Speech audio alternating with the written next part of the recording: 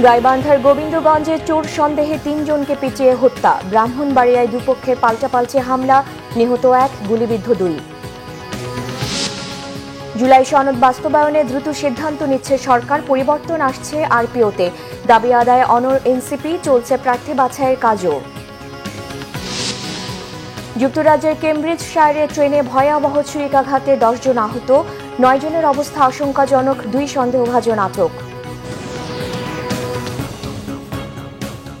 দেখছিলেন crown seven সংবাদ শিরোনাম, এবার বিস্তারিত। গাইবান্ধার গোবিন্দগঞ্জে গরু চুরির অপরাধে ৩ জনকে পিটিয়ে হত্যা করেছে স্থানীয়রা। শনিবার মধ্যরাতে উপজেলার কাটাবাড়ি ইউনিয়নের নাসিরাবাদ গ্রামে এ ঘটনা হয়। পুলিশ জানায়, রাত ২:৩০টার দিকে ৮ থেকে ১০ জনের একটি চক্র গ্রামের এক ব্যক্তির গোয়ালঘর থেকে ৩টি গরু চুরি করতে যায়। পরে গরুগুলো পিকআপ ভ্যানে তোলার সময় টের পেয়ে স্থানীয়রা তাদের ধাওয়া করে। এই সময় তারা পাশের একটি জঙ্গলে লুকালে সেখান থেকে স্থানীয়রা তাদের ধরে মারধর করে। এই সময় আহত কয়েকজন পালিয়ে গেলেও ঘটনাস্থলেই নিহত হন ৩ জন।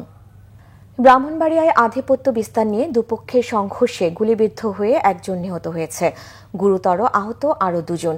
পুলিশ ও স্থানীয় সূত্রে জানা যায়, নুরজাহানপুর গ্রামের মনেক মিয়ার ছেলে শিপনের সঙ্গে থোলাকান্দি গ্রামের রিফাত বাহিনীর আধিপত্য বিস্তার ও ডাকাতির ভাগাভাগি নিয়ে বিরোধ চলে আসছিল।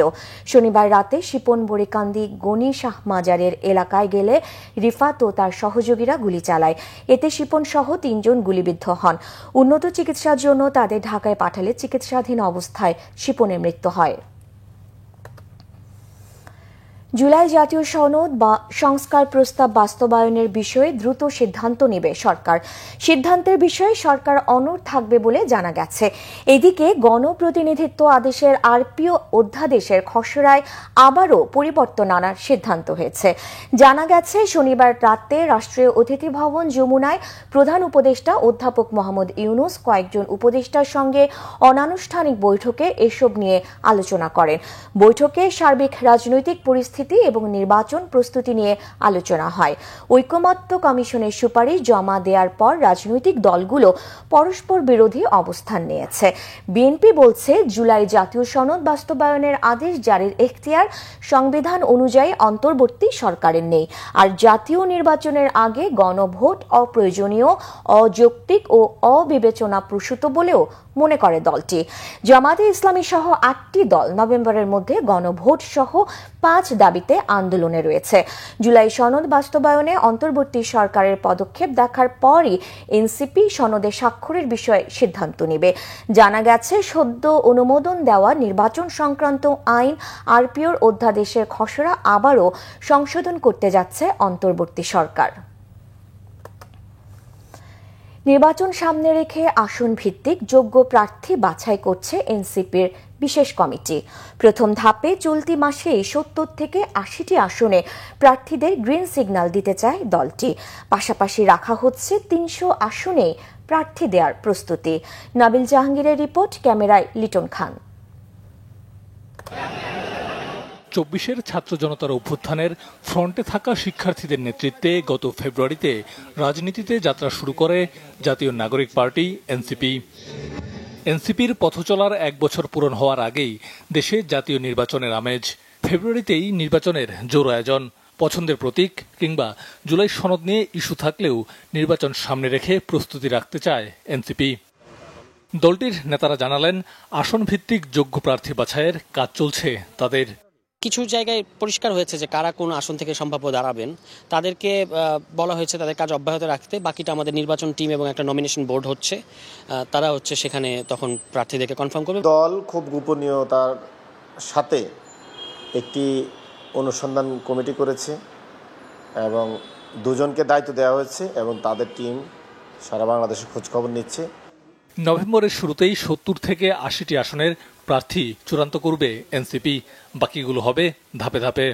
দলীয় অনুসন্ধানের মধ্য দিয়ে ঘোষণা দিব। আগে সব আসনে আমরা প্রার্থীতা ঘোষণা করব, কিন্তু যেসব আসনে আমাদের কাজ বেশি হয়েছে, আমাদের সংগঠন শক্তিশালী রয়েছে বা নিয়মিত গণসংযোগ চলছে, ওইসব আসনগুলোই প্রথম ধাপে ঘোষণা দেওয়া হবে। এই মাসেরই শেষের দিকে কিংবা আগামী মাসের শুরুর দিকে নভেম্বরের প্রথম সপ্তাহের মধ্যে প্রাথমিকভাবে একটা 70-80 জনের একটা নাম এবং আসনগুলো হয়তো ঘোষণা করব।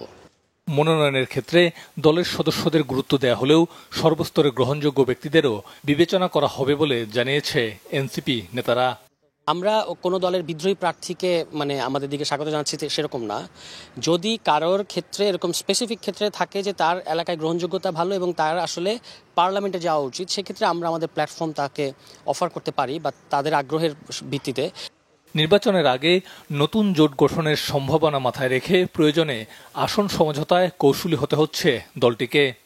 তো আমরা জোট করব না এরকম কোনো সিদ্ধান্ত আমাদের নাই, কিন্তু আপাতত আগে আমাদেরকে 300 আসনের প্রার্থীর একটা আমরা তৈরি করতে চাই। নাবিল জাহাঙ্গীর, বাংলা ভিশন, ঢাকা। ডেঙ্গুর প্রকোপ বেড়েছে বিভাগীয় শহর ময়মনসিংহে। এক মাসেই হাসপাতালে ভর্তি হয়েছেন 1500 রোগী। ডেঙ্গুতে এ পর্যন্ত নগরীতে মারা গেছেন 12 জন। ডেঙ্গুর ভয়াবহতা রোধে মশক নিধন সহ প্রয়োজনীয় পদক্ষেপ নেওয়ার দাবি সংশ্লিষ্টদের। ময়মনসিংহ প্রতিনিধি অমিত রায়ের তথ্য ও ছবিতে ডেস্ক রিপোর্ট। রাজধানী ও এর বাইরে প্রতিদিনই বাড়ছে ডেঙ্গুর প্রকোপ। ময়মনসিংহ মেডিকেল কলেজ হাসপাতালে ডেঙ্গু ওয়ার্ডে প্রতিদিনই বাড়ছে রোগীর ভিড়। তাদের অনেকেই বেড না পেয়ে মেঝেতে চিকিৎসা নিচ্ছে। নগরীতে এ পর্যন্ত ডেঙ্গুতে আক্রান্ত হয়ে 12 জনের মৃত্যু হয়েছে। অনেক ব্যথা, সারা শরীর ব্যথা, মাথা ব্যথা। পরে শুক্রবার সকালবেলা আসলাম, টেস্ট করালাম, সন্ধ্যায় ধরা পড়ছে ডেঙ্গু পজিটিভ। চিকিৎসা হচ্ছে, কিন্তু টয়লেটের ব্যবস্থাটা একবারে বাজে, পরিষ্কারটা হয়ই না মনে হয়। ডেঙ্গু থেকে আপনার এরপরে শরীর ব্যথা, এরপরে কাশি। এখন কাশি থেকে আপনার গলা দিয়ে রক্ত যায়।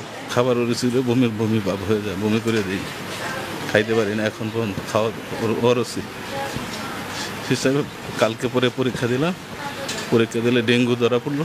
আগে তো সপ্তাহে সপ্তাহে ধোয়া দিত তারা, মশা মারার। এখন তো তারা কোনো কিছুই দেখতেছি না, তারা আসে না। আমরা কিন্তু আসলে আতঙ্কে আছি এই মশার জ্বালায়, দিনে রাত্রে সমানে কামড়ায়। সিটি কর্পোরেশন যাতে দ্রুত ব্যবস্থা করে। রোগী সামাল দিতে হিমশিম খাচ্ছে নার্স ও চিকিৎসকরা। সংক্রমণ ঠেকাতে জনগণের মধ্যে সচেতনতা বাড়ানোর পাশাপাশি সিটি কর্পোরেশনের মশক নিধন কর্মসূচি বাড়ানোর পরামর্শ চিকিৎসকের। সিটি কর্পোরেশনের আস্তে আস্তে কাজ শুরু করেছে, কিন্তু তাদের মশা নিধন কর্মসূচি আরো জোরদার করা উচিত। কখনোই মশারি ছাড়া থাকবেন না। বয়স্ক মানুষ, আদার কিছু ডিজিজ কোমরবিডিটি আছে, তাদের যদি জ্বর আক্রান্ত হন তারাও কিন্তু হাসপাতালে আসতে হবে। সচেতনতামূলক লিফলেট বিতরণ ও মাইকিং এর উদ্যোগ নিয়েছে সিটি কর্পোরেশন। সিটি কর্পোরেশনকে মূলত এই ড্রেন পরিষ্কার করার দায়িত্ব নিতে হবে। ড্রেন পরিষ্কার করা, ড্রেনে রীতিমতো লার্ভাসাইড এবং অ্যাডাল্টিসাইড ব্যবহার করা। ময়মনসিংহ নগরীর 33টি ওয়ার্ডে 20 জন পরিচ্ছন্ন কর্মী দ্বারা মশক নিধন চলছে। এর মধ্যে 40টি ফগার মেশিন থাকলেও সচল আছে মাত্র 6 থেকে 7টি মেশিন। শর্মিলা কেয়া, বাংলা ভিশন, নিউজ ডেস্ক। আন্তর্জাতিক প্রসঙ্গ। ইংল্যান্ডের পূর্বাঞ্চলীয় কেমব্রিজ শহরের কাছে একটি ট্রেনে ছুরিকাঘাতের ঘটনায় অন্তত 10 জন আহত হয়েছে। আহতদের মধ্যে 9 জনের অবস্থা আশঙ্কাজনক। শনিবার স্থানীয় সময় সন্ধ্যা 6:30টার দিকে ডনকাস্টার থেকে লন্ডনের কিংস ক্রসগামী একটি ট্রেনে এই ছুরিকাঘাত হয়। রাত 7:30টার পর স্থানীয়দের তথ্যের ভিত্তিতে পুলিশ ঘটনাস্থলে যায়। পুলিশ ট্রেনটিকে হ্যান্ডিংডনে থামিয়ে তল্লাশি চালায়। প্রত্যক্ষদর্শীদের মতে হামলার পরপর রক্ত ভেজা ছুরি দিয়ে যাত্রীদের ভয় দেখিয়ে পালিয়ে যায় হামলাকারীরা। হামলার ঘটনায় এ পর্যন্ত 2 সন্দেহভাজনকে আটক করা হয়েছে। এটিকে বড় ধরনের অপরাধমূলক ঘটনা বলে ঘোষণা করেছে আইন শৃঙ্খলা রক্ষাকারী বাহিনী। ঘটনার কারণ জানতে তদন্ত শুরু হয়েছে। পুলিশ জানিয়েছে পুরো বিষয়টি নিশ্চিত করতে কিছু সময় লাগবে। প্রাথমিক পর্যায়ে ঘটনার কারণ নিয়ে অনুমান করা ঠিক হবে না।